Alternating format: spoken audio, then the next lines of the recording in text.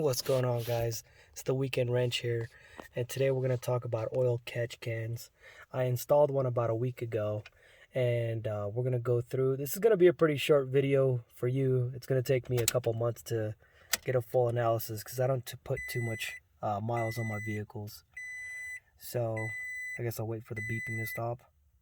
All right, so I reset the trip odometer right here. So you can see I already put 82 miles on it, and I've got about close to 195,000 miles on this vehicle.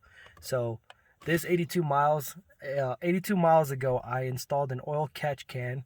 I'm gonna go out there and show it to you in a second, and we're gonna find out what exactly it catches on these standard Toyota engines. So here we go. So you can see here, pretty simple. I took the in for the PCV, routed it right in here to this catch can, and this is gonna go back up into the intake right over here. So I'm gonna set the camera down for a second. I'm gonna go ahead and unscrew this, and I'm gonna show you what I caught in about 82.3 miles. Okay, whoa. Okay, that is, I'm gonna try to get a good shot of this. That is pretty crazy. It's only been 100 miles, well, not even 100 miles yet.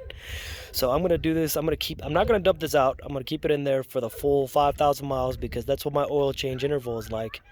And that's, unless it gets way too full, then obviously I'm gonna empty it out, keep it somewhere until I can drive the rest of the 5,000 miles. But that kind of shocked already.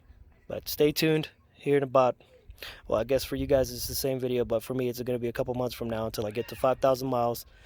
I will have a full conclusion of what I think of this.